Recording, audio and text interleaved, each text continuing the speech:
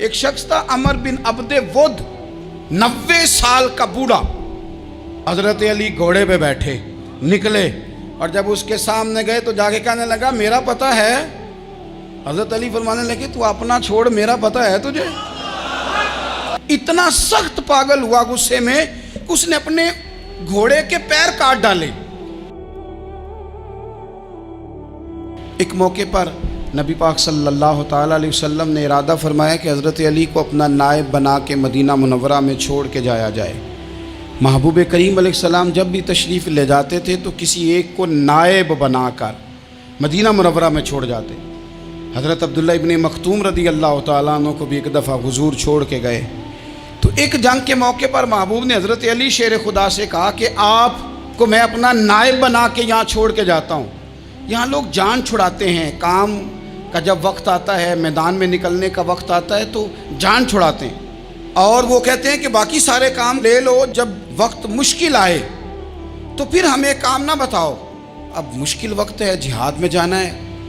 حضرت مولا علی شیر خدا کرم اللہ تعالی وجہہ الکریم کو حضور نے فرمایا کہ اس دفعہ میرا ارادہ بنا ہے کہ تمہیں چھوڑ کے جاؤں۔ تو حضرت علی کو چھوڑ کے جایا جا رہا ہے، ان کو مدینے میں رہنا ہے، میدان میں نہیں جانا۔ عام آدمی کتنا پسند کرتا ہے کہ میں آرام سے رہوں گا، لیکن حضرت علی کو اتنا شوق تھا میدان جہاد کا، اتنی تڑپ تھی ان کے دل کے اندر کہ عرض کرنے لگے یا رسول اللہ صلی اللہ تعالیٰ علیہ وسلم، رو پڑے، کہنے لگے حضور ساری دنیا میدان میں جہاد کرے گی اور میں یہاں عورتوں اور بچوں کے پاس رہوں گا، میں یہاں عورتوں اور بچوں کے بیچ وقت گزاروں، حضور مجھے لے کے جائیں۔ تو وہاں بھی حضور نے محبت کی بات سمجھائی، فرمایا علی جب حضرت موسیٰ کوہ طور پہ گئے تھے تو اپنے بھائی جناب ہارون کو چھوڑ گئے تھے، تو تم بھی تو میرے لیے اسی طرح ہو نا جس طرح موسیٰ کے لیے ہارون تھے۔ لیکن فرمایا یہ یاد رکھنا میرے بعد نبی کوئی نہیں، حضرت موسیٰ بھی نبی ہیں اور جناب ہارون بھی نبی ہیں علیہم السلام، لیکن وہ انہیں چھوڑ کے گئے تھے، میں تمہیں چھوڑ کے جا رہا ہوں۔ کہ ایک بات اپنے ذہن کے اندر بٹھانا کہ میرے بعد کوئی نبی نہیں آئے گا۔ تو عزیز بھائی، حضرت مولا علی شیر خدا کا جذبہ جہاد۔ اچھا پھر میں نے دیکھا ہے جس زمانے میں اور آپ رہ رہے ہیں، اس زمانے میں لوگ کمزور ہوتے جا رہے ہیں نفسیاتی طور پر، ڈری ڈری سی باتیں لوگ کرتے ہیں، سہمے سہمے سے جملے بولتے ہیں، اور یہ ہر بندے کا اپنا الگ ڈر ہے۔ دانشوروں نے لکھا ہے کہ غریب آدمی کا ڈر تھوڑا ہوتا ہے اور جو اونچے عہدے پہ چلا جائے اس کا ڈر، یعنی زیادہ ہاتھ اپوزیشن کے نہیں بندے ہوتے، حکومت کے بندے ہوئے ہوتے ہیں۔ لوگوں کو ساتھ لے کے اپوزیشن نے نہیں چلنا ہوتا، حکومت نے چلنا ہوتا ہے۔ تو حکومت میں جب لوگ ہوتے ہیں تو ان کے اندر کمزوری آ جاتی ہے، جب آپ بڑے عہدے پہ چلے جاتے ہیں تو آپ کی مجبوریاں بھی بڑی ہو جاتی، ہر آدمی کہیں نہ کہیں کمزور پڑتا ہے۔ اور ہمارے ہاں تو لوگ ذرا بیمار ہو گئے تو گئے، اور آج کل جو سب سے بڑا مسئلہ ہے وہ یہ ہے کہ لوگ کیا کہیں گے، اور لوگوں نے بڑے بڑے لوگوں کو پاگل کر دیا ہے، بڑے بڑے لوگوں کو۔ ہمارے علماء نے ایک بات لکھی ہے کہ ایک دفعہ نا ایک استاد صاحب سبق پڑھانے کے لیے آئے تو طالب علموں نے ارادہ کیا کہ آج استاد جی کو بیمار کرنا ہے۔ یہ جو آپ کے مشیر ہوتے ہیں نا ارد گرد، ان کی پڑتال بھی بڑی ضروری ہوتی ہے کہ یہ خبر کون سی لے کے آ رہے ہیں اور یہ کس طرح سے گائیڈ کر رہے ہیں۔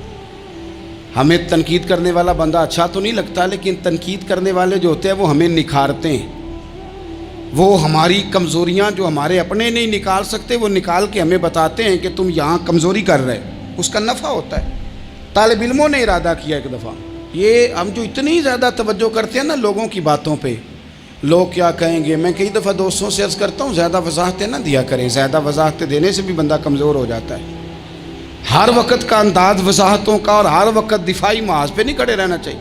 وہ ارادہ کر لیا لوگوں نے، طالب علموں نے، کہ استاد جی کو بیمار کرنا ہے، تو استاد صاحب چنگے بھلے اچھے بھلے صحت مند آئے، کلاس میں داخل ہوئے تو پہلا شاگرد کہتا ہے استاد جی خیر ہے، آنکھیں بڑی سرخ ہیں۔ میں چل دوڑ جا بیوقوف آدمی، میں بالکل ٹھیک ہوں، چل کلاس میں بیٹھ چل۔ تھوڑا سا آگے گئے تو دوسرا شاگرد، انہوں نے اب 10-15 نے ارادہ کیا ہوا تھا، دوسرا کہنے لگا خیریت ہے، بڑے کمزور کمزور لگ رہے ہیں۔ اس نے کہا میں بالکل ٹھیک ہوں، کمزور کا چل دوڑ جا اپنا کام کر۔ وہ تیسرے کے پاس گئے تو کہنے لگا استاد صاحب خیر ہے، آپ کے تو مجھے ہاتھ بھی کامتے دکھائی دے رہے ہیں۔ اس نے کہا اچھا واقعی۔ اب چوتھے نے بھی یہی بات کی، پانچویں نے یہی بات کی، تو آدھا گھنٹہ گزرا تو استاد جی کو سچ مچ بخار چڑھ گیا، وہ چھٹی پہ چلے گئے۔ کیوں؟ باتوں پہ توجہ ہے نا، لوگوں کے سامنے ہم लोगों की बातों के मुताबिक अपने मामलात को तरतीब देते हैं ना। कुछ लोग सोशल मीडिया देख के नज़रिया कायम करते हैं, कुछ हवा देख के नज़रिया कायम करते हैं। वो कायद-ए-आज़म मोहम्मद अली जिन्ना की एक बात नहीं भूलती कि उन्होंने कहा था, हिंदू लीडर जो था जिसको लोग गांधी कहते थे, उससे कहा था तेरी और मेरी सियासत में फ़र्क है, तू लोगों का रुझान देख के फ़ैसला करता है और मैं, कायद-ए-आज़म कहने लगे, मैं फ़ैसला करके लोगों का रुझान उधर कर दिया करता हूँ। ये कमाल होता है किसी शख्स का कि उसका अपना नज़रिया गालिब आए, बजाय इसके कि वो देखे आजकल लोग क्या कह रहे हैं तो लिहाजा मैं उस तरह का ढल जाऊँ। लोग तो एक वक्त के लिए कुछ कहते हैं, फिर अगले 4 घंटों में कुछ और कहते हैं। हज़रत मौला अली के मिजाज में इस्तकामत है, और जो लोग जो बहुत ज़्यादा प्रोपेगेंडा करते हैं और बहुत ज़्यादा किसी के बारे में बात करते हैं, उनका वो मिजाज नहीं, उनकी वो तबीयत नहीं, वो अपने हिसाब से फ़ैसला करते। एक शख्स था अमर बिन अब्दे वुद, 90 साल का बूढ़ा, लेकिन जब तलवार लेके मैदान में आता था तो 1000 आदमी के मुकाबले में लड़ता था, और लोग जगह जगह ये कहते थे तू तो इस तरह है जिस तरह अमर बिन अब्दे वुद लोगों को डराता है, तो तू उस तरह हो गया। ये उसके इर्द गिर्द के लोग उसकी मिसालें देते थे। जंग खंदक जब हो रही थी तो ये मुकाबले में आ गया, तो हज़रत अलीउल मुर्तज़ा शेर खुदा करमल्लाहु ताला वजहुल करीम भी तशरीफ़ फरमा थे। अब पूरे अरब के अंदर इसके बारे में ये कहा जाता था कि उससे ना लड़ो, वो तो खूनखार है, वो तो दरिंदा है, वो तो जंगली शेर की तरह आता है, वो तो काट खाने को दौड़ता है, उससे कौन लड़े। एक ख्याल था, और वो प्रोपेगेंडा बाज़-औक़ात इतना ज़्यादा किसी के बारे में होता है कि ज़हन मैं, बच्चे लोग आते हैं ना बच्चा दम कराने के लिए, तो कहते हैं पीर साहब बड़ा ज़िद्दी है, किसी की बात नहीं मानता, बाकी बच्चे ठीक थे, ये तो बड़ा ही नालायक निकल आया है। तो मैं कहता हूँ कि आप इसके सामने ये वाली बातें ना करें, ये पक्का हो जाएगा कि मैं ज़िद्दी हूँ। तो आप ज़हन बना रहे हैं इसका कि तो इस तरह का है। ज़हन बना दिया लोगों ने कि अमर इब्न अब्दे वुद के मुकाबले में कोई नहीं आ सकता। खंदक में ये आया, इसने ललकारा मुसलमानों को, आओ वो तुम्हारी जन्नत किधर है जिसके बारे में तुम कहते हो कि हम शहीद होंगे, तो आओ मेरे मुकाबले में निकलो। जब इसने पहली दफ़ा ललकारा तो अभी बात ख़त्म नहीं हुई थी कि मौला अली तलवार लेके अल्लाहु अकबर कहते खड़े हो गए। हुजूर ने फरमाया बैठ जाओ, हज़रत अली फिर बैठ गए। वो फिर पुकारा, उठो कोई मेरे मुकाबले में, तो मौला अली शेर खुदा फिर खड़े हो गए, फिर खड़े हो गए। हुजूर ने फरमाया बैठ जा। एक शख्स ने कहा अली ये अमर बिन अब्दे वुद हैं। फरमाया मुझे पता है। नहीं समझे आप बात, मैं आपको समझा के लाया हूँ पीछे से कि प्रोपेगेंडा करते हैं ना लोग, हो आगे ना जाना, यहाँ करंट बड़ा ज़्यादा है, वोल्टेज बड़े सख्त हैं, तू आगे ना बढ़ना। भाई क्या हो जाएगा, उठ बांध कमर क्यों डरता है, फिर देख खुदा क्या करता है। हज़रत अली तीसरी दफ़ा उसने कहा ना है कोई, तो हज़रत अली फिर उठे। अब तो रसूल पाक सल्लल्लाहु ताला अलैहि वसल्लम ने थपकी दी। बाज़ जगह यह है कि हुजूर ने खुद तलवार थमाई, सर पे इमामा बांधा, और हुजूर ने फतह याबी की दुआ फरमाई।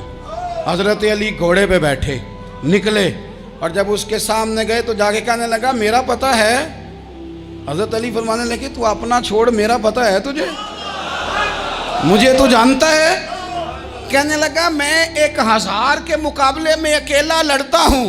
हज़रत अली शेर खुदा फरमाने लगे पता नहीं तू किन से लड़ता रहा है, जाने वो कौन है जिनसे तू लड़ता रहा, वो कौन 1000 थे जो तेरे मुकाबले में आते थे, पता नहीं। तो कहने लगा मेरा नाम मेरी माँ ने अमर बिन अब्दे वुद रखा है। फरमाया छोड़ तू, मेरी माँ ने मेरा नाम हैदर रखा है। कहने लगा तेरी उम्र छोटी है, कोई बड़ा ला। फरमाने लगे ये तो जब पंजे में पंजा मिलेगा तो पता चलेगा उम्र किसकी छोटी है। अभी तू कहानियों से मुतासर करना चाहता है, तू चाहता है कि तू प्रेशर डाले और मैं तेरी बात सुनूं, तो मुकाबले में आ, डींगे ना मार, कहानियाँ ना सुना। दीवारें हिलती रहती हैं और दर कांप जाता है, अली का नाम सुन के अब भी खैबर कांप जाता है। तू मुकाबले में आ, तू बातें बना रहा है, कहानियाँ सुना रहा है।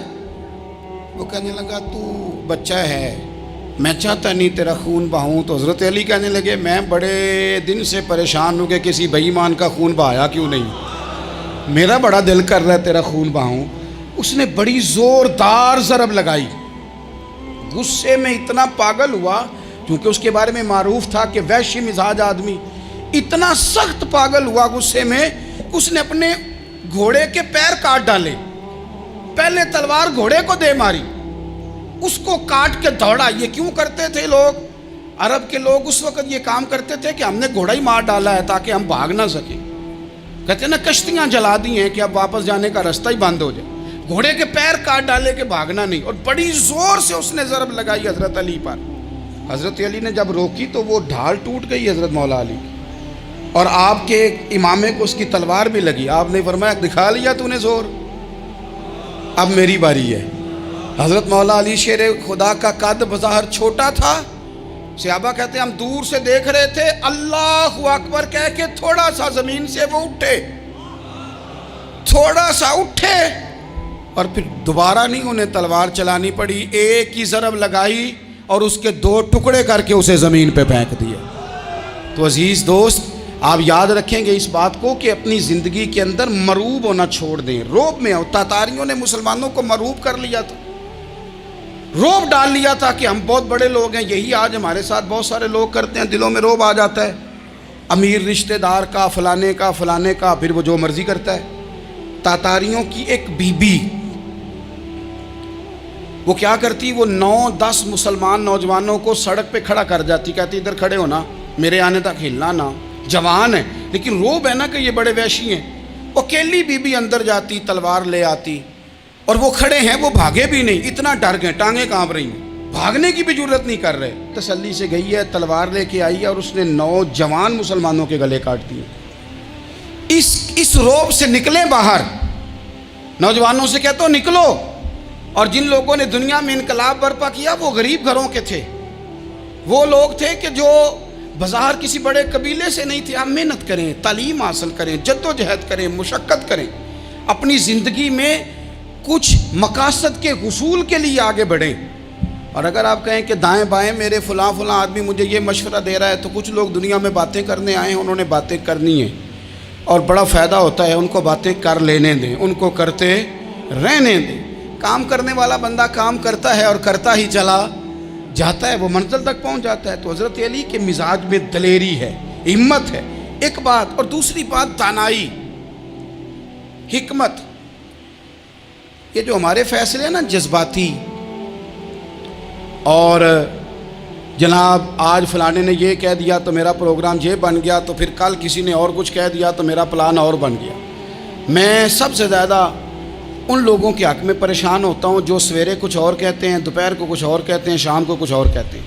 بھئی آپ کا کوئی نظریہ ہونا چاہیے, کوئی ویژن ہونا چاہیے زندگی میں, آپ کے اندر کوئی حکمت اور دانائی ہونی چاہیے.